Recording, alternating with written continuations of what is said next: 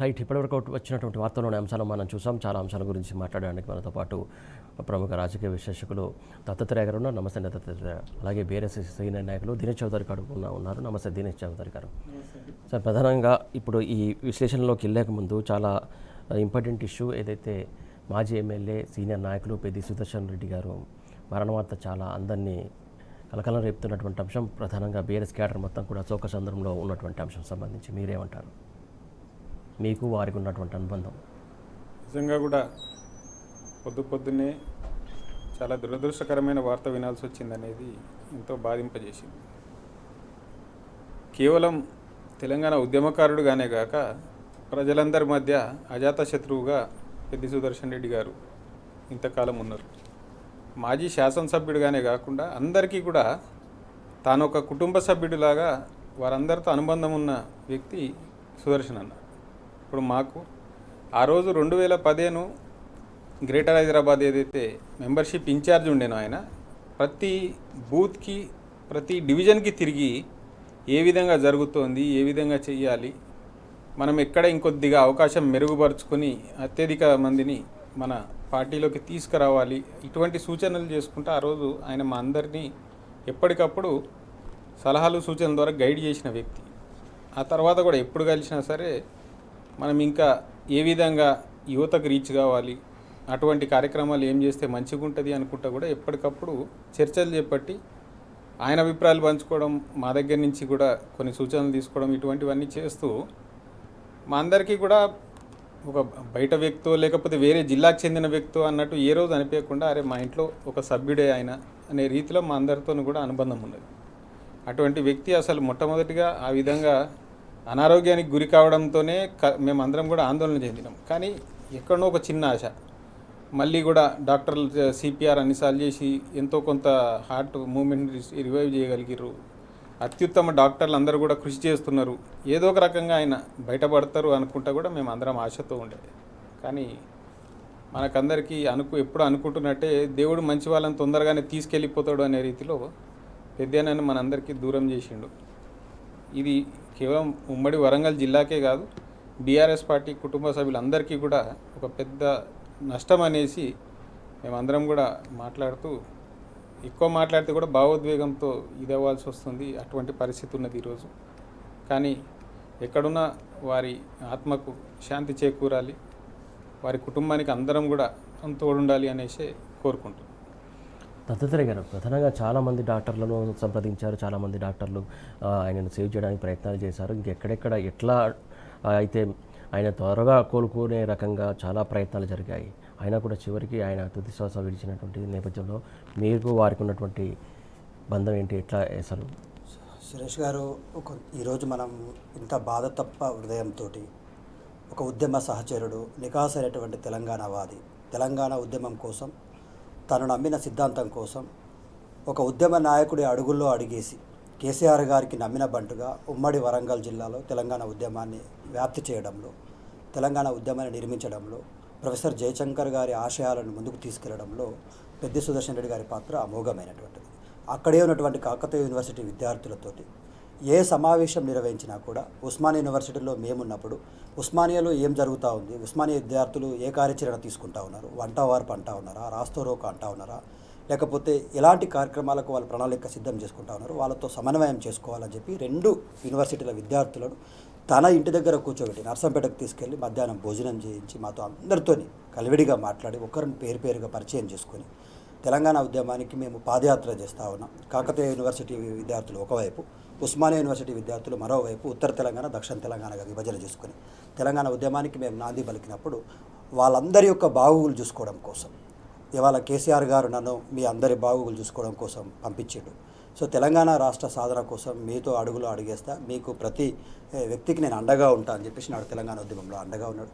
చాలా పేదరికాన్ని కూడా అనుభవించాడు. పేరుకే పెద్ది సుదర్శన్ రెడ్డి కానీ కుటుంబంలో చిన్నప్పటి నుంచి కూడా మిడిల్ క్లాస్ ఫ్యామిలీ నుంచి వచ్చి అన్ని రకాల అవరోధాలను ఎదుర్కొని వాటిని అధిగమించి తన రాజకీయ ప్రస్థానంలో ఒక జడిపెట్టిసిగా స్థానిక సంస్థల ప్రతినిధిగా జీవితాన్ని ప్రారంభించి ఆ తర్వాత అంచెలంచెలుగా తెలంగాణ ఉద్యమాన్నే ఊపిరిగా భావించి కేసీఆర్ గారు నమ్మిన సిద్ధాంతం కోసం తను ఏ బాధ్యత అప్పచెప్తే ఆ బాధ్యతను పూర్తి స్థాయిలో నిర్వర్తిస్తూ తొలిసారిగా 2014లో తెలంగాణ రాష్ట్రం వచ్చిన తర్వాత కేసీఆర్ గారు భుజం తట్టి నువ్వు నర్సంపేటకు ఎమ్మెల్యే కావాలి, నీ నాయకత్వం అవసరం ఉంది, వారు ఉమ్మడి వరంగల్ జిల్లాలో నీలాంటి నాయకుడు నాకు కావాలి అని చెప్పి కేసీఆర్ గారు తనని బలపరిచి ఉద్యమంలో నిలబెట్టినటువంటి పరిస్థితి మనం చూసినాం. ఆ తర్వాత తొలి తెలంగాణ రాష్ట్రానికి పౌర సరఫరాల శాఖ కార్పొరేషన్ చైర్మన్గా పనిచేసి ఈటల రాజేందర్ గారితో సమన్వయంతో తెలంగాణ రాష్ట్రంలోనే తొలిసారిగా మనం రేషన్ కార్డుల పంపిణీకి పెద్ద ఎత్తున పురమాయించాం. సో వాటన్నింటిలో కూడా పెద్దిరెడ్డి సుదర్శన్ రెడ్డి గారి పాత్ర చాలా అమోఘమైంది. కేసీఆర్ గారికి అనుక్షణం సార్ ఇగో ఈ జిల్లాలో ఇంతమంది పేదవాళ్ళు కొత్తగా రేషన్ కార్డులు కావాలంటా ఉన్నారు, వాళ్ళకి తీసుకెళ్ళాలి మనం. అప్పుడే కొత్తగా బయోమెట్రిక్ విధానంలో కానీ లేకపోతే నూతనంగా కొత్త కార్డులు ప్రింట్ చేయడం కానీ ఇవన్నిటికీ సలహాలు ఇస్తూ ప్రభుత్వాన్ని ముందుకు నడిపినటువంటి సందర్భాన్ని చూసినాం. మాకు ఒక ఆశ ఉండే మొన్నటి వరకు ఏముండంటే కేసీఆర్ గారే స్వయంగా యశోద ఆసుపత్రికి వచ్చి పెద్దిని ఎట్లాగైనా బ్రతికించండి, ఎన్ని దేశాలలో ఉన్నటువంటి విదేశాలలో ఉన్నటువంటి వైద్య పరిజ్ఞానాన్ని అయినా సరే మీరు జూమ్లో తీసుకుంటారా, వీడియో కాల్స్లో సమాచారం తీసుకుంటారా, వీలైతే వాళ్ళని తెప్పిస్తారా, ఏం చేస్తారో నాకు తెలియదు, పెద్దిని బతికించండి, తన సేవలు అవసరం ఉంది, చాలా చిన్న ఇంకా తనకు రాజకీయ భవిష్యత్తు బాగుంది, తన కుటుంబం కానీ ఆ నియోజకవర్గ ప్రజలకు కానీ తనతో ఉన్నటువంటి అనుబంధం చాలా గొప్పది, ఆయనని బ్రతికించాలా అన్న ఆశయం ఏదైతే కేసీఆర్ గారు తపన పడ్డారో ఇవాళ అది నెరవేరలేదు, బాధ అనిపిస్తూ ఉంది. ఆయన ఖచ్చితంగా మేము కేసీఆర్ గారు వచ్చిన తర్వాత మాకు ధైర్యం వచ్చింది. ఆయన చూసి వెళ్ళిన తర్వాత డాక్టర్లు అందరూ చాలా అలర్ట్ అయ్యారు. ఎట్టి పరిస్థితుల్లో పెద్దని బ్రతికించడం కోసం శాయశక్తుల ప్రయత్నాలు చేసిండ్రు. పార్టీ అనుక్షణం కేటీఆర్ గారు, హరీష్ రావు గారు అనుక్షణం ఆయన యొక్క ఆరోగ్యం బులెటిన్ వివరిస్తున్నా కూడా ఎలా జరుగుతుంది ట్రీట్మెంట్ అనేటువంటి విషయంలో కుటుంబానికి తోడు ఉంటూ అక్కడే పార్టీ నాయకులందరూ కూడా తిష్ట వేసి అనుక్షణం కుటుంబానికి అండగా ఉంటూ ఆయనను బ్రతికించుకునేటువంటి ప్రయత్నం పెద్ద స్థాయిలో జరిగింది. కానీ దురదృష్టం సురేష్ గారు ఈరోజు పెద్దగారు మరణ వార్త వింటామని మేము అనుకోలేదు. పార్టీకి కానీ వరంగల్ జిల్లా ప్రజలకు కానీ ముఖ్యంగా నర్సంపేట ప్రజలతో ఉన్నటువంటి ఆయన అనుబంధాన్ని వాళ్ళ ప్రజలు కోల్పోయినటువంటి పరిస్థితి ఏర్పాటైంది. అట్లాంటి నాయకుడు మళ్ళీ దొరకడం కష్టం. ఒక పార్టీకి అంటే ఉద్యమ కాలం నుంచి ఉన్నటువంటి నాయకుడు తెలంగాణ ఉద్యమంలో కేసీఆర్తో అడుగులు అడిగేసిండు. తెలంగాణ ఉద్యమ సాధనలో ఉండి తెలంగాణ రాష్ట్రం సాధించిన తర్వాత తెలంగాణ నిర్మాణంలో మిషన్ భగీరథ, మిషన్ కాకతీయ లాంటి వాటిని ఆ ఉమ్మడి వరంగల్ జిల్లాలో పూర్తి స్థాయిలో అందించడం కోసం కేసీఆర్ గారికి అనుక్షణం సలహాలు సూచనలు, హరితహారం విషయంలో మా జిల్లా మంత్రి జోగురామన్న గారితో సమావేశాలు పెట్టి వరంగల్ జిల్లాకు ఆదిలాబాద్ జిల్లాకు ఒక హరిత కారిడార్ లాగా ఏర్పాటు కావాలా సార్, మనం కరీంనగర్ నుంచి కోఆర్డినేషన్ చేసుకుందామని సమావేశాలు పెడుతున్నప్పుడు నేను స్వయంగా వాళ్ళతో పాటు కొన్ని సందర్భాల్లో కలిసి తిరిగినాం.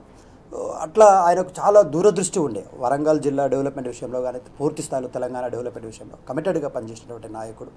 సో కేసీఆర్ గారితో అత్యంత సన్నిహితుల్లో ఒకడు. ఎందుకంటే కేసీఆర్ గారు చాలా ఒక జిల్లాకు ఒక అనువైనటువంటి నాయకుడు, అనుకూలమైనటువంటి నాయకుడు. అనుక్షణం కేసీఆర్ గారికి అక్కడ ఏం జరుగుతుంది అనేటువంటి సమాచారం ఇవ్వడం, ఉద్యమంలో పోరాటం చేస్తున్నప్పుడు యూనివర్సిటీ విద్యార్థులకు కానీ మిగతా ఉద్యమకారులకు కానీ ఏ విధంగా వారధిగా పెద్దగారు ఉన్నారనేటువంటిది తెలంగాణ ప్రజలందరికీ తెలుసు. కాబట్టి అట్లాంటి నాయకుడిని కోల్పోవడం పార్టీకి కాదు తెలంగాణ సమాజానికి కూడా తీరాలి. దినేష్ గారు ముఖ్యంగా ఇందులో కూడా అంటే రాజకీయ కోణం కానీ కాకుండా కూడా ప్రధానంగా ఏదైతే ఆయనకు ఉన్నటువంటి విషయాలు కావచ్చు, లేకుంటే చాలా స్ట్రెస్కు లోనయ్యారనేది చాలామంది కుటుంబ సభ్యులు చెప్తున్నటువంటి అంశం, చాలా ఆయనకు ఉన్నటువంటి అనుచర గణ కూడా చెప్తున్నటువంటి అంశం. ఇంకా వేరే వాళ్ళు కూడా దీనిపైన అసలు అంత స్ట్రెస్కు గురవడానికి కారణం ఏంటనే కొన్ని రీసెర్చ్ చేసినటువంటి సందర్భం కూడా మనం చూసాం. దాని గురించి ఆర్ఎస్పీ గారు కూడా స్పందించారు. ఆర్ఎస్పీ గారు మాట్లాడారు, ఈయనకి ఎట్లాంటి ఇబ్బంది పెట్టారు ఏంటి అనేది మనం చూసాం. అంత రాజకీయ కోణంలో అంత హింసించాలా సార్? అంటే ఒకటి సివిల్ సప్లైస్ చైర్మన్గా చేయడం, దానిలో సుదీర్ఘ అనుభవం ఉండడం, ఏం అవకతవకలు జరుగుతున్నాయి అనేది పూర్తిగా దాన్ని బయటపెట్టి ప్రజా దృక్పథంలోకి తీసుకొచ్చి 1000 కోట్లకు పైగా సివిల్ సప్లై స్కామ్ జరుగుతోంది అనే ఆధారాలతో సహా తీసుకొచ్చి ఢిల్లీ స్థాయి వరకు దాన్ని పర్సూ చేస్తుండడం, ఇవన్నీ ఖచ్చితంగా అధికార పార్టీలో ఉన్న ఎవరైతే ఆ కుంభకోణాలకు పాల్పడ్డారో వాళ్ళందరికీ కూడా అది బాగా కంటగింపుగా ఉండే. ఏ విధంగా కంట్రోల్ చేయాలి అంటే సుదర్శన్ అన్న ప్రలోభాలకు లొంగే వ్యక్తి కాదు, అందరికీ తెలిసిన విషయం అది. ఆయన ఏదైతే తెలంగాణ ఉద్యమ సమయంలోనే అనేక ఒత్తిళ్లను తట్టుకుని నిలబడగలిగిన వ్యక్తి కాబట్టి ఆయన పైన ప్రలోభాలు కుదరలేదు. ఇక దాంతో ఏం చేసిర్రు, ఆయనని ఏదో ఒక రకంగా తప్పుడు కేసులలో ఇరికియాలి, ఆయనని బద్నాం చేయాలి అనే ప్రయత్నంతో కొంతమంది వారికి తెలిసిన వ్యాపారవేత్తలకు సంబంధించిన భూముల విషయంలో ఈయనని ఇరికించాలనేసి విపరీతమైన ప్రయత్నాలు చేశారు. దాంతో ఎక్కడనో ఎంత కాదనుకున్నా సరే, అరే నా పేరు చెడగొట్టేందుకు ఇంత ప్రయత్నాలు జరుగుతున్నాయి, నాకు ఇంత మంచిగున్న నాకు ఈ భూముల విషయంలో చెడ్డ పేరు తీసుకొచ్చే ప్రయత్నం చేస్తున్నారు, దందాలు నాకు అంటగట్టాలని చూస్తున్నారు అనే బాధ ఇక్కడ బాగా ఉన్నట్టు అనిపించిందండి.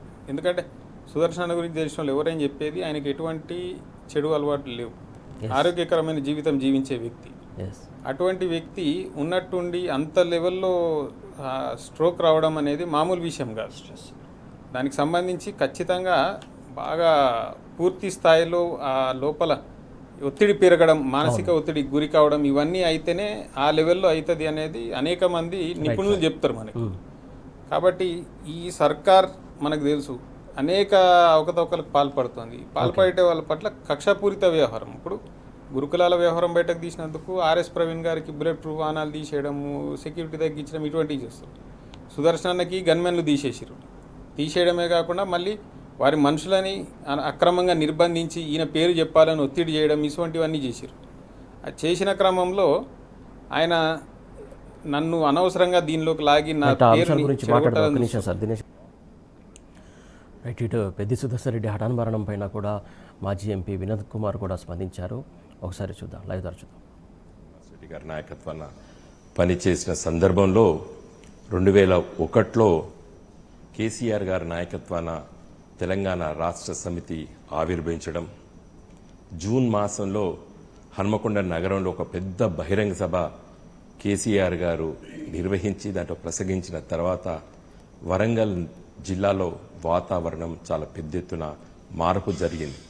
అదే సందర్భంలో తెలుగుదేశం పార్టీ నాడు మరి పంచాయతీరాజ్ ఎన్నికలు ప్రకటించడం, జూన్ జూలైలో జరగబోతున్నటువంటి ఆ జెడ్పీటీసీ ఎన్నికల సందర్భంలో వారు కాంగ్రెస్ పార్టీ నుండి మరి పోటీ చేసేటువంటి ఆలోచన చేసే సందర్భంలో మరి బియ్యాల జనార్దన్ రావు గారు ప్రొఫెసర్ గారు, అదేవిధంగా సహోదర్ రెడ్డి గారు సీనియర్ న్యాయవాది వరంగల్లో, వారు ఇద్దరు వెళ్లి సుదర్శన్ రెడ్డి గారికి తెలంగాణ ఉద్యమంలో పోటీ చేయాలని చెప్పినప్పుడు వారు ఎలాంటి సంకోచించకుండా మరి టీఆర్ఎస్ పార్టీ ఆ రోజు రైతు నాగలి గుర్తుపైన మరి వారు పోటీ చేసి బ్రహ్మాండమైనటువంటి విజయాన్ని సాధించారు. వారిపైన నాడు తెలుగుదేశం పార్టీ తరఫున పోటీ చేసినటువంటి వ్యక్తి నేటి రాజ్యసభ సభ్యులు వేం నరేందర్ రెడ్డి గారు. రేవంత్ రెడ్డి గారికి ముఖ్య సలహాదారు ఉన్నటువంటి వేం నరేందర్ రెడ్డి గారు నాడు మరి పెద్ది సుదర్శన్ రెడ్డి గారు జెడ్పీటీసీ నల్లబెల్లి పోటీ చేసినప్పుడు వారి చేతిలో వారు ఓడిపోవడం జరిగింది. తదనంతరము 2004లో మరి పార్లమెంట్ శాసనసభ ఎన్నికలు జరుగుతున్న సందర్భంలో మరి నర్సంపేట శాసనసభ నుండి టీఆర్ఎస్ పార్టీని గెలిపించడం లోపల ఒక గొప్ప పాత్ర మరి పెద్ది సుదర్శన్ రెడ్డి గారు నిర్వహించడం జరిగింది. మరి వారు 2006లో జిల్లా పరిషత్ టీఆర్ఎస్ పార్టీ ఫ్లోర్ లీడర్గా ఎన్నిక కాబడ్డారు. తదనంతరం వెంటనే కేసీఆర్ గారు గుర్తించి ఒక చురుకైనటువంటి కార్యకర్త అని చెప్పి మరి వారిని జిల్లా అధ్యక్షుడిగా, ఉమ్మడి జిల్లా వరంగల్ జిల్లా అధ్యక్షుడిగా వారిని నియామకం చేశారు. నాడు నేను హన్మకొండ ఎంపీగా ఉండే సందర్భంలో మరి మేమందరం కూడా చాలామంది మరి కష్టపడి పనిచేసి మరి ఆ గెలుపులో తెలంగాణ రాష్ట్ర ఉద్యమంలో మరి వారు చురుకైనటువంటి పాత్ర నిర్వహించారు. 2009లో మరి నాడు తెలంగాణను ప్రకటించి కాంగ్రెస్ పార్టీ మోసం చేసిన సందర్భంలో మరి వరంగల్ జిల్లాలో, ఉమ్మడి వరంగల్ జిల్లాలో ఉధృతంగా రోజువారీ కార్యక్రమాలు తీసుకొని మరి ఒక మిలిటెంట్ కార్యకర్తగా పెద్ది సుదర్శన్ రెడ్డి గారు పనిచేయడం జరిగింది. తెలంగాణ రాష్ట్రం వచ్చిన తర్వాత 2014లో 2018లో మరి వారు పోటీ చేయడం జరిగింది. ఒక శాసనసభ్యుడిగా 2018 నుండి 2023 వరకు నర్సంపేట శాసనసభ నియోజకవర్గాన్ని చాలా గొప్పగా అభివృద్ధి చేయడం జరిగింది. వారు ఈరోజు మరి దేవాదుల నీళ్లు రామప్ప నుండి పాకాల చెరువులకి మరి ఈరోజు లిఫ్ట్ చేసి నింపడం అంటే అది పెద్ది సుదర్శన్ రెడ్డి గారి ఒక ఆలోచన. అది కేసీఆర్ గారి దృష్టికి తీసుకొచ్చి ఈరోజు పాకాల చెరువు కింద ఉన్నటువంటి వేలాది ఎకరాలకి మరి 2 పంటలు పండే విధంగా వారు శ్రద్ధ తీసుకొని మరి అభివృద్ధి చేయడము. ముఖ్యంగా ఇటీవల కాలంలో కూడా కేసీఆర్ గారు మెడికల్ కాలేజీలు ప్రతి జిల్లాకి ప్రకటించినప్పుడు మరి వరంగల్ జిల్లాకి వరంగల్లో ఒక మెడికల్ కాలేజ్ ఉంది, నర్సంపేటలో కావాలని పట్టుబట్టి మరి నర్సంపేట లోపల మరి గవర్నమెంట్ మెడికల్ కాలేజీను మరి నెలకొల్పడం లోపల పెద్ది సుదర్శన్ రెడ్డి గారి పాత్ర ఎంతో ఉంది. నాకు వారికి చాలా అనుభవ సంబంధం ఉంది. ఎందుకంటే మరి తెలంగాణ రాష్ట్ర సమితి తరఫున 2004లో గెలిచినటువంటి చాలా మంది శాసనసభ్యులు నాడు మరి వైఎస్ రాజశేఖర రెడ్డి గారి వైపు వెళ్లిన సందర్భంలో ఆ జిల్లాలో మరి నేను పార్లమెంట్ సభ్యుడిగా, పెద్ది సుదర్శన్ రెడ్డి గారు జిల్లా పార్టీ అధ్యక్షుడిగా మేము పార్టీని కాపాడుకొని ఉధృతమైనటువంటి మిలిటెంట్ ఉద్యమాలు నిర్వహించడం లోపట మరి పెద్ది సుదర్శన్ రెడ్డి గారి పాత్ర. ప్రతిరోజు దాదాపు 100 నుండి 200 కిలోమీటర్లు ప్రయాణం చేయని రోజులు లేవు గత 15-20 సంవత్సరాలు. తను తప్పనిసరిగా ఉదయం లేస్తే సాయంకాలం వరకు మరి వందలాది కిలోమీటర్లు ప్రయాణం చేసేటువంటి ఆ శక్తి ఉన్నటువంటి నాయకుడు మరి పెద్ది సుదర్శన్ రెడ్డి గారు. దురదృష్టవశాత్తు వారు అనారోగ్యానికి గురై మరి గుండె జబ్బుతో అదేవిధంగా ఊపిరితిత్తుల వ్యాధితో మరణించడం చాలా చాలా మరి అందరికీ, తెలంగాణ ఉద్యమానికి, ముఖ్యంగా కేసీఆర్ గారి నాయకత్వాన్ని పనిచేసే మా వాళ్ళకందరికీ, మాలాంటి వాళ్ళకందరికీ కూడా చాలా బాధ ఉంది. దినేష్ గారు, ప్రధానంగా హైడ్రా విషయంలో చూస్తూ ఉంటే హైకోర్టు చాలా సీరియస్ తీసుకుంటున్నటువంటి అంశం. కమిషనర్ సింగిల్ జడ్జి తీర్పు కూడా ముమ్మాటికి సమర్థనీయమని చెప్పేసి హైకోర్టు చెప్తున్నటువంటి అంశం. ప్రధానంగా ఎందుకు ఇంత సీరియస్ తీసుకుంటుంది హైకోర్టు? అంటే ఒకటి, ఏదైతే ఉద్దేశంతో మొదట్లో ఈ హైడ్రా అనే సంస్థను స్థాపించారో రాను రాను ఆ ఉద్దేశం పూర్తిగా రూపాంతరం చెంది ఇదొక ఒత్తిడికి తీసుకొచ్చి ముఖ్యమంత్రి తను చెప్పిన విధంగా ఆడి తనకు నచ్చిన విధంగా వారిని మలుచుకోవడానికి బడా వ్యాపారవేత్తలను లేకపోతే నిర్మాణ సంస్థలను తన దారికి తెచ్చుకునేందుకు ఒక ప్రైవేట్ సైన్యంలాగా మారింది. దాంతో హైకోర్టు అనేక సార్లు నిబంధనల ఉల్లంఘన జరుగుతోంది, పద్ధతి ప్రకారం పోతలేరు, కేవలం సాటర్డే సండే మాత్రమే కూల్చివేతలకు ఎందుకు పోతున్నారు, నోటీసులు ఎందుకు ఇస్తలేరు, వాళ్ళకి అవకాశం రెస్పాండ్ అయ్యేది ఎందుకు ఇస్తలేరు, ఇట్లాంటి అనేక ప్రశ్నలు అనేక సార్లు లేవనెత్తినా కూడా ఎటువంటి మార్పు రాలే వాళ్ళ వ్యవహార శైలిలో. వెళ్ళడం ఇష్టానుసారం, అదేదో మనం నార్త్ ఇండియాలో చూసినాం, ప్రత్యర్థుల ఇళ్లపైకి బుల్డోజర్లు పంపించి వాటిని కూలగొట్టేయడం అనే రీతిలో ఇష్టానుసారం వందలాది మంది ప్రైవేట్ సైన్యంలాగా ఒక ప్రత్యేక యూనిఫామ్ వేసుకుని వాళ్ళు పోయి, మనం చూస్తే కొన్ని విజువల్స్ అయితే నిజంగా హృదయం ద్రవించకపోతాయి. చిన్నపిల్లలు మా లోపల బుక్స్ ఉన్నాయి, మేము వాటిని బయటకు తీసుకుంటామంటే కూడా సమయం ఇవ్వకుండా ఇల్లు కూల్చేసారు. రిజిస్ట్రేషన్ అయ్యి కరెక్ట్ 4 రోజులే కొత్త ఇంట్లో ఉంటే వాళ్ళని బలవంతాన బయటకు లాగి ఆ ఇల్లు కూల్చేసారు. ఇప్పుడు ఇందులో అనుమతులన్నీ గత కాంగ్రెస్ ప్రభుత్వంలో వచ్చిన ఇల్లులు ఉన్నాయి, రిజిస్ట్రేషన్ ప్రభుత్వమే చేసింది, అనుమతులు విద్యుత్ అనుమతులు కానీ లేకపోతే వాటర్ కనెక్షన్లు కానీ ప్రభుత్వమే ఇచ్చింది. అటువంటి సమయంలో కనీసం వారికి అవకాశం లేకుండా, రెస్పాండ్ అయ్యేదానికి లేకుండా ఇష్టానుసారం చేయడం, దాని ద్వారా కొంతమంది ఆ భయంతోని బాధతోని ప్రాణాలు కోల్పోయింది కూడా చూసినాం మనం.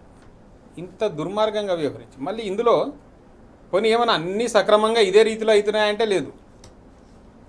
పెద్దోళ్ళకు ఒక న్యాయం, పేదోళ్ళకు ఒక న్యాయం. పేదోళ్ళ విషయంలోనేమో ఉగ్ర తాండవం చేసింది హైడ్రా, పెద్దోళ్ళ విషయంలోకి వచ్చేసరికి ఒక మూల కూర్చొని దాన్ని ఏదో వినోద క్రీడలాగా చూసింది. ఇప్పుడు మనం చూసినాం ఓల్డ్ సిటీలో ఎంఐఎం వారికి చెందిన ఒకటి ఏదైతే కాలేజ్ ఉన్నదో కరెక్ట్ ఇట్లా చెరువు పక్కనే ఉన్నది, దాని జోలికి మాత్రం పోలే. అదే ఇక్కడ మాత్రం పేదోళ్ళు ఎక్కడో కష్టపడి కూడు నీడు అన్నీ. చెరువు అంటే ఒక మాట గుర్తుకొస్తుంది, ఆల్రెడీ కోర్టు కూడా చెరువుల విషయంలో స్పందించింది. 40 చెరువుల జోలికి ఎందుకు వెళ్ళట్లేదు, అవి ఎవరి కబ్జాలో ఉన్నాయి ఏంటనేది కూడా కోర్టు స్పష్టం చేసినటువంటి అంశం కూడా మనం చూడొచ్చు. అంటే ఎందుకోసం ఆ వాళ్ళని ముట్టట్లేదని చెప్పేసి కోర్టు దృష్టిలో కూడా ఉంది. ఉండడమే కాదు, ప్రశ్నించింది అనేక సార్లు. మీరు చూస్తే కొన్ని ఎంత మనకి ఎట్లా అంటే అంతకంటే దారుణమైన ఇది ఉండదు వ్యత్యాసం. ఇప్పుడు కాంగ్రెస్ పార్టీకి చెందిన ఎమ్మెల్సీలు, మంత్రులు, వీళ్ళకి సంబంధించిన గెస్ట్ హౌస్ అన్నీ బిల్కుల్ ఇట్లా ఆ చెరువులు, నదులు వాటికి సంబంధించి ఇట్లా ఆనుకుని ఇట్లా దాని గోడ పంటే పోతుంది అది, కానీ దాని జోలికి పోరు. ఇప్పుడు చీఫ్ విప్ ఉన్నారండి ఎమ్మెల్సీ పట్నం మహేందర్ రెడ్డి, మీరు చూస్తే కరెక్ట్ ఇట్లా అది వి షేప్లో పోతుంటుంది ఉస్మాన్ సాగర్ వీటి దగ్గర, మధ్యలో ఆయనది ఉంటుంది, కానీ అది మాత్రం ఎఫ్టీఎల్కి రాదంట, లేకపోతే దీనికి రాదంట, దాని జోలికి పోరు. పొంగులేటి శ్రీనివాసరెడ్డిది అట్లే ఉన్నది, మంత్రి వివేక్ది అట్లే ఉన్నది, కేవీపీ రామచంద్రరావుది అట్లే ఉన్నది, అందరికీ అట్లే ఉన్నాయి, కానీ వాటి జోలికి పోలే. ఇప్పుడు దుర్గం చెరువు దగ్గర చూసుకుంటే ఈయన సొంత ముఖ్యమంత్రి సోదరుడు తిరుపతి రెడ్డి ఇల్లు ఉన్నది. మొన్న హైడ్రా రంగనాథ్ గారు ఒక మాట మాట్లాడితే ఏదో ఛానల్లో చూసిన, ఏమంటే మీరు కనీసం వారికి వస్తువులు తీసుకునే సమయం కూడా ఎందుకు ఇవ్వలేదు అని అడిగితే ఆ సమయం ఇస్తే వాళ్ళు కోర్టుకి అప్రోచ్ అయ్యి ఆర్డర్లు తెచ్చుకుంటారు, అందుకని వాళ్ళకి ఇయ్యము అనుకుంటున్నాడు. మరి ఇక్కడ మాత్రం ఎందుకు ఇచ్చినావు అవకాశం? వాళ్ళకి ఇప్పుడు తిరుపతి రెడ్డి ఇంటికి అవకాశం ఎందుకు ఇచ్చినావు? కోర్టుకు పోయి వాళ్ళు ఆర్డర్ తెచ్చుకునేందుకు? అదే చెప్పింది నేను. ఇక్కడ వ్యత్యాసం ఈ విధంగా ఉంది. ఇంకొకటి, కోర్టు చాలాసార్లు హైడ్రా తీరు తప్పు, కొన్ని ల్యాండ్లలో మీకు అధికారమే లేదు, మీరు పోవద్దు, మీరు పొయ్యి ఉంటే వాటిని తిరిగి వాళ్ళకి అప్పగించండి అని కూడా చెప్పింది. అయినా సరే చేయలే. ఏంటంటే అదొక అహంకారం, నా వెనకకు ఉన్నాడు కదా, ముఖ్యమంత్రి ఉన్నాడు కదా, ఏం జరిగినా నడిచిపోతుంది కదా అనుకుంటా ఆ తీరులో పోయారు. ఒకసారి చూసింది కోర్టు, ఎన్నోసార్లు చూసినాం మనం, కోర్టు మొట్టికాయలు అక్షింతలు అనుకుంటా ప్రతి నెలకోసారి చూస్తూనే ఉన్నాం. కోర్టు కూడా ఇవ్వాల్సినంత అవకాశాలు ఇచ్చింది వాళ్ళకి. ఆఖరికి వాళ్ళకు కూడా అర్థమైంది ఏంటి, వీళ్ళు ఇటువంటి కార్యక్రమాలు చేసి నిర్మాణ సంస్థలను బెదిరిస్తున్నారు. అవో నీది FTLలో ఉందంట భయ్, ఎవరో చెప్పిర్రు, హైడ్రా వస్తుందంట, మరి వచ్చి మాట్లాడుకోపో అనగానే ఆడ మరి ఏమవుతుందేమో, ఇక నెక్స్ట్ టైం ఆడకు పోదు హైడ్రా. అనేక మంది బయటకు వచ్చి మరీ చెప్పిర్రు ఈ మాటలు. అటువంటివన్నీ చూసి కోర్టు కూడా తప్పనిసరిగా అధికార ఉల్లంఘన జరుగుతోంది, అసలు హైడ్రా పరిధేంటి, హైడ్రా బాధ్యతలు ఏంటి, వాళ్ళు చేస్తున్నదేంటి, GHMC చేయాల్సిన దానిలో ప్రతి దానిలో హైడ్రా తల దూరుస్తుంది, రెవెన్యూ చేయాల్సిన దానిలో ప్రతి దానిలో హైడ్రా తల దూరుస్తుంది. అంటే హైడ్రా ఏమన్నా సర్వశక్తివంతులు లేకపోతే అన్నిటికీ సంబంధించి ఒక నోడల్ ఏజెన్సీనా అండి? దాని పని first of all lakes and government assets protection మాత్రమే. వాటి విషయంలో చూడకుండా ఎంతసేపటికి వాటి రోడ్లు కొట్టేయడం, లేకపోతే గోడలు కొట్టేయడం, ఇష్టం వచ్చినట్టు కంచెలు వేసేయడం, ఇవన్నీ చేయడంతో ఆఖరికి హైకోర్టు తీవ్ర రూపంలో వారు స్పందించి అతన్ని తొలగించండి, సమర్థవంతంగా అతని పనితీరు లేదు, అది ఎన్నో లోపాలు ఉన్నాయి దానిలో, కాబట్టి ఇతని స్థానంలో ఇంకొక అధికారం నియమించండి అనుకుంటే హైకోర్టు చెప్పింది. చెప్తే బాధ్యత గల ప్రభుత్వం ఏం చేయాలి? హైకోర్టు ఇంత సీరియస్గా తీసుకుంది అంటే తప్పనిసరిగా తప్పు జరిగి ఉంటుంది, మనం మారుద్దాము అనుకుంటా ఆ రీతిలో పోయి ఉంటే దానికి ఒక అర్థం ఉండేది. ముఖ్యమంత్రి ఏమంటాడు, మా ఇష్టం, మేము ఏ అధికారాన్ని పెట్టుకోవాలో మా ఇష్టం, దానిపైన అవసరమైతే అప్పీల్కి పోతాము అంటే ఇక్కడ క్లియర్గా తెలిసిపోతుంది. ఈ హైడ్రా చర్యల వెనుక ముఖ్యమంత్రి ఒత్తిళ్లు ఉన్నాయి, ఇతని ఆదేశాల మేరకే వాళ్ళ మీదకే వీళ్ళ మీదకి పోతుంది, కొంతమంది మీదకి పోతలేదు అనేది మనం అర్థం చేసుకోవచ్చు. వీళ్ళు మేము పైన కోర్టుకు అప్పీల్కి పోతామంటే ఇప్పుడు నిన్న మళ్ళా కోర్టు మళ్ళీ చెప్పింది, హైకోర్టు ఇద్దరు జడ్జిలు చెప్పారు హైడ్రా పనితీరు సరిగ్గా లేదు, మళ్ళీ కూడా దీనిలో తప్పిదాలు ఉన్నాయి. అరే ఆఖరికి ఆర్మీని దింపుతాం మీ మీదకి అనే స్థాయికి వచ్చిందంటే ఎంత దుర్మార్గమైన రీతిలో వ్యవహరించినదే మనం అర్థం చేసుకోవాలి.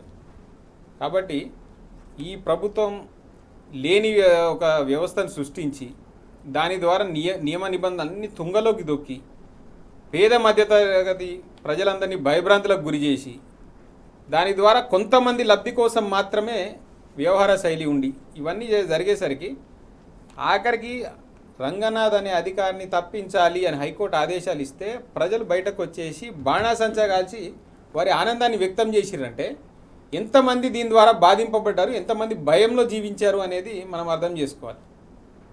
నేను కేవలం కబ్జాదారులను మాత్రమే నేను ఇది చేసిన, వాళ్ళు మాత్రమే వ్యతిరేకిస్తున్నానంటే మరి చెరువులలో కట్టిన వాటి జోలికి నువ్వు పోలేవు, FTLలో కట్టిన పెద్దవాళ్ళ జోలికి నువ్వు పోలేవు. అంటే నీకు పేదోళ్ళు, చిన్నోళ్ళు, మధ్యతరగతి వాళ్ళు వాళ్ళు మాత్రమే నీకు టార్గెట్గా దొరికిర్రా, వాళ్ళ మీద బలప్రయోగం చేస్తారా? అంటే పెద్దోడు కట్టిందేమో నీ కంటికి కనిపించదు, అదేందో మరి సెలెక్టివ్గా గుర్రానికి మనం ఇట్లా కడతారు చూడండి, కంటికి ఓన్లీ పక్కనే కనిపించకుండా ఎదురుగుండే మాత్రమే కనిపించే తీరులో. ఇక్కడ ఇంకొకటి సార్, హైకోర్టు న్యాయమూర్తి జస్టిస్ ఎన్వి శ్రవణ్ కుమార్ మాట్లాడిన విషయాలు చూసుకున్నట్లయితే ఇక్కడ ప్రభుత్వమే ఇచ్చినటువంటి హైకోర్టు ఇచ్చినటువంటి ఏదైతే సూచనలు పట్టించుకోకుండా తుంగలో తొక్కుతోంది, ఇందులో అధికారులు కీలక పాత్ర పోషిస్తున్నారని చెప్పేసి మొట్టికాయ వేసినటువంటి సిచ్యువేషన్ చూస్తున్నాం. అదే నేను చెప్తున్నది, ఇప్పుడు ఎప్పుడైతే ప్రభుత్వ పెద్దల యొక్క ప్రయోజనాల కోసం మాత్రమే పనిచేస్తున్నప్పుడు వారు ఎంతకన్నా దీన్ని బరిదెగిస్తారు. ఇప్పుడు కోర్టు చెప్పినప్పుడు ఏముందండి, ఈ అధికారి తీరు సరిగ్గా లేదు, ఇతని ఇష్ట రీతిలో ప్రవర్తిస్తున్నాడు, అనేక కంటెంప్ట్ ఆఫ్ కోర్టు కేసులు ఉన్నాయి, అటువంటి వ్యక్తిని మార్చండి, వేరే వ్యక్తిని పెట్టండి అంటే మరి నిజంగా నీ ఉద్దేశమే సక్రమమైంది అయితే ఇంకొక అధికారి ఆ బాధ్యత నెరవేర్చలేడా? ఎవరైనా సరే పని చేయాల్సిందే కదా, ఒక స్థానం నుంచి ఇంకో స్థానంకి వస్తే ఇంకో అధికారైనా పని చేయాలి కదా, మరి అటువంటి ఎందుకు చేస్తలేవు? ఎందుకు ఈ ఫేవరెటిజం? ఏ విధంగా నీకు అనుకూలంగా ఉన్నాడు? అనేది మనం అందరం అర్థం చేసుకోవచ్చు. అనేక ఉదంతాలు మనం కళ్ళ ముందు ఉన్నాయి. పెద్ద పెద్ద కట్టడాలు విషయంలో మొదట్లో పోయిన హైడ్రా తర్వాత వెనకకు తగ్గడం, వీటి వెనక ఏం జరిగింది అనేది అర్థం చేసుకోవాలనుకుంటే చాలా ఈజీగా ఎవరికన్నా అర్థమైపోతుంది. కాబట్టి హైడ్రా అనే వ్యవస్థని ఒక బూచిగా చూపించి తద్వారా అనేక లోపాయకార ఒప్పందాలు లేకపోతే అక్రమ డీళ్లు కానీ ఇవన్నీ జరుగుతున్నాయి అనేది ప్రజలు, రాజకీయ పక్షాలు, ఈ రాష్ట్రంలో ఉన్న ప్రతి రాజకీయ పక్షం వ్యతిరేకించిందండి హైడ్రా చర్యలని. అయినా సరే ముఖ్యమంత్రికి అంత పట్టింపెందుకు అతని పట్ల మాత్రమే? దాన్ని బట్టి అర్థం చేసుకోవచ్చు. ఎస్, ప్రతి చర్య వెనుక ఇతనే ఉన్నాడు, ఇతనికి సంబంధించిన ఆదేశాలు, ఇతనికి సంబంధించిన ప్రయోజనాల మేరకే వాళ్ళు పనిచేస్తున్నారు అనేది ఉన్నది. ఇప్పుడు రాష్ట్ర హైకోర్టు మొట్టికాయలు వేసింది, దానిపైన చర్యలు తీసుకుంది. వీళ్ళు అప్పీల్ చేసి సుప్రీంకోర్టుకి వెళ్తానంటే సుప్రీంకోర్టు మాత్రం హైకోర్టు చెప్పిన విషయాలన్నిటికీ కాదంటదా? కళ్ళ ముందున్న ఉదంతాలను అది కాదనేసి పరిగణకు తీసుకోదా?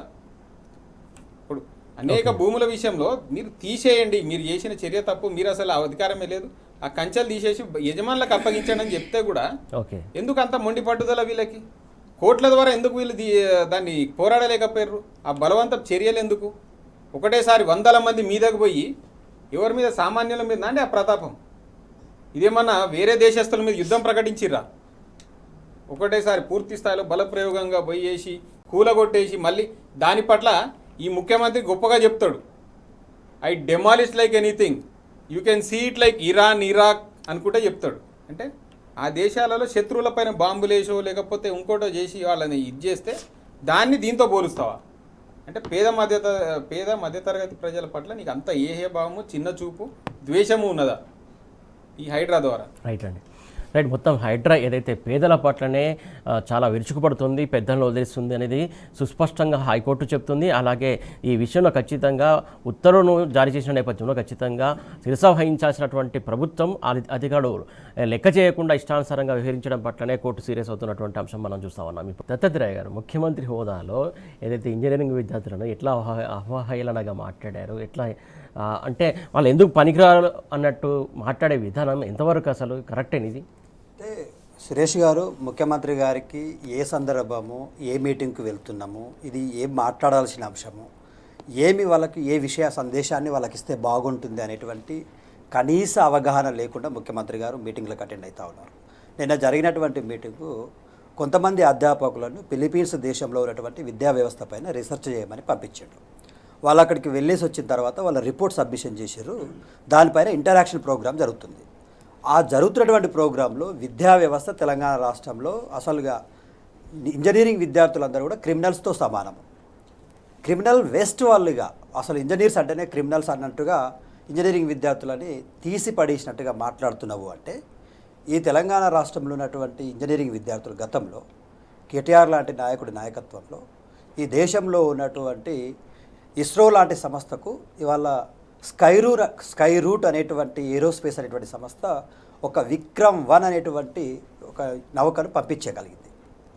ఇవాళ నీ నాయకత్వంలో తెలంగాణ రాష్ట్రంలో యువకులు ఏం పని చేస్తూ ఉన్నారు అంటే అది నీ నాయకత్వానికి చెడ్డ పేరు తెస్తున్నట్టే కదా. అంటే నువ్వు ఫెయిల్యూరు సీఎం అన్నట్టే కదా, నువ్వు ఫెయిల్యూరు విద్యాశాఖ మంత్రి అన్నట్టే కదా. విద్యార్థులతో పాటు ఏమంటా ఉన్నాడు, అసలు ఏదైనా ఒక ఇంజనీరింగ్ విద్యార్థికి పెన్ను పేపర్ ఇచ్చి రాయమని అంటే రాయలేని పరిస్థితుల్లో ఉన్నారు. వాళ్ళ చదువులు వేస్టింగ్గా, వాళ్ళు అసలు క్రిమినల్ వేస్ట్ అనేటువంటి పదంతో పదే పదే ప్రస్తావిస్తూ ఆ ఇంజనీరింగ్ విద్యార్థుల యొక్క మనోభావాలు దెబ్బతినే విధంగా వాళ్ళని అసలు మనుషులుగానే ట్రీట్ చేయకుండా ఒక క్రిమినల్స్ లాగా ట్రీట్ చేస్తున్నావు. అంటే నీ క్రిమినల్ మెంటాలిటీని వాళ్ళ మీద రుద్దే ప్రయత్నం చేస్తూ ఉన్నావు. వాళ్ళ నువ్వు ముఖ్యమంత్రి అయిన తర్వాత ఒకరిని అనడం కాదు, మొన్న సీనియర్ మోస్ట్ ఇంజనీర్లు, రిటైర్డ్ ఇంజనీర్లు తెలంగాణ రాష్ట్రంలో ఉన్నటువంటి ప్రాజెక్టుల పైన అరే మోటార్లు ఆన్ చేయవా కన్నేపల్లిలో, అవి ఎల్లంపల్లి నింపుకుంటే మనము మిగతా మిడ్ మానేర్ ద్వారా మిగతా రాష్ట్రంలో ఉన్నటువంటి కొన్ని ప్రాజెక్టులు నింపుకోవచ్చు అని చెప్తే వాళ్ళని ఏమంటున్నాడు, వాళ్ళకు బెల్ట్ ట్రీట్మెంట్ ఇవ్వాలా, వాళ్ళని జైల్లో పెట్టాలా, చెర్లపల్లి జైల్లో. అంటే ఇంజనీర్లు సలహా ఇస్తే వాళ్ళని జైల్లో పెడతావు. ఇంజనీరింగ్ విద్యార్థుల గురించి మాట్లాడరా నాయన అంటే వాళ్ళని క్రిమినల్స్ అంటావు. అధ్యాపకుల గురించి మాట్లాడంటే మిమ్మల్ని ట్రాన్స్ఫర్ చేయడము, నేను కలెక్టర్లను ట్రాన్స్ఫర్ చేయగలుగుతాను, మిమ్మల్ని ట్రాన్స్ఫర్ చేయలేను, అసలు ఉపాధ్యాయులను ముట్టుకోలేడు, మీకు జీతభత్యాలు మంచిగా ఉన్నాయి, మీరు కోడిగూడికి అని చస్తలేరు. వాళ్ళని కూడా అన్నాడు, వాళ్ళు కూడా ఎక్కువ ఉన్నాయి, అదే అంటున్నాడు, మీకు జీతాలు బాగానే ఉన్నాయి. రిపోర్ట్ తీసుకొచ్చి ఇచ్చిన ఘనత కూడా ఒక మనిషికి ఉన్నది. ఇంకేమంటా ఉన్నాడు, తెలంగాణ రాష్ట్రంలో ఇద్దరు మేధావులు అంటగా, ఒకరేమో ఆయన మామగారు అయితే ఇంకొకరేమో కేశవరావు గారు అంట. వీళ్ళిద్దరికి తెలంగాణ ఉద్యమం కాదు ఇప్పుడు గుర్తుకొచ్చింది సంబంధమే లేదు. కదా మామగారు, అంటే అప్పట్లో కూడా ఆయన ఎంత అవమానపరిచి ఎట్లా మాట్లాడో కూడా చూసాం మనం. అంటే గోడ మీద పిల్లి అండి. రేవంత్ రెడ్డి అనేటోడు అవకాశవాది, ఏ ఎండకు ఆ గొడుగు పట్టేటోడు. తెలంగాణ ఉద్యమకారులు అంటే గౌరవం లేదు. ఉద్యమకారుల మీద నువ్వు తుపాకీని ఎక్కుపెట్టినావు. నువ్వు రైఫిల్ రేవంత్ రెడ్డివి. నీకు తెలంగాణ ఉద్యమం కాదు, తెలంగాణ రాష్ట్రం గురించి కానీ తెలంగాణ ప్రజల గురించి కానీ, తెలంగాణ రాష్ట్రానికి ముఖ్యమంత్రి అయిన తర్వాత నీ ప్రమాణ స్వీకారంలో కూడా నువ్వు జై తెలంగాణ అనే నాయకుడివి. తెలంగాణ ప్రజలిచ్చిన పదవిలో కూర్చొని తెలంగాణ గురించి నువ్వు వ్యతిరేకంగా మాట్లాడుతావు. తెలంగాణకు కృష్ణా గోదావరి నీళ్లు తరలిపోతుంటే చూస్తూ కూర్చుంటా ఉన్నావు అంటే నువ్వు ఆంధ్ర ప్రయోజనాల కోసం పనిచేస్తున్నావు తప్ప తెలంగాణ కోసం కాదు. తెలంగాణ సమాజంలోని అన్ని వర్గాలను నువ్వు ఇలా కించన చేసి మాట్లాడుతావు. 2 లక్షల ఉద్యోగాలు అడిగితే యువకులని క్రిమినల్స్ అనబడుతుంది. ఉస్మానియా యూనివర్సిటీ విద్యార్థులని ఒక సందర్భంలో వాళ్ళు బిర్యానీకి పనిచేస్తారని వాళ్ళని అవమానంగా మాట్లాడబడుతుంది. అంటే ఎవరు నిన్ను ప్రశ్నిస్తే వాళ్ళని నీ సైకో మెంటాలిటీతోటి ఇవి అసలు తెలంగాణ సమాజం మీద అవగాహన లేకుండా ఏది పడుతుంది మాట్లాడుతున్నాం. ఇంజనీర్లకు బ్రెల్ట్ ట్రీట్మెంట్, ఉస్మానియా విద్యార్థులను అట్లా, ఇవాళ ఇంజనీర్స్ని క్రిమినల్స్తో పోల్చడము అంటే నీ అవగాహన రాహిత్యానికి, నీ లోపు అంటే నీలో జ్ఞానం లేదు. ఈయనకు అసలు పరిజ్ఞానం లేదు. నీ పరిజ్ఞాన రహిత విధానానికి ఇది నిదర్శనంగా పనిచేస్తూ ఉంది. ఒకటి. రెండోది, తెలంగాణ ఉద్యమం అంటే ప్రొఫెసర్ జయశంకర్ గారు. జయశంకర్ గారు అంటే తెలంగాణ ఉద్యమం అని చెప్పేసి తెలంగాణ సిద్ధాంతకర్తగా యావత్ తెలంగాణ రాష్ట్రం మొత్తం కూడా ఆయన త్యాగాన్ని, నీలా కుటుంబం అన్నలు తమ్ముళ్ళు అందరికీ దోచిపెట్టాలనుకున్నటువంటి వ్యక్తిత్వం కాదు ప్రొఫెసర్ జయశంకర్ గారిది.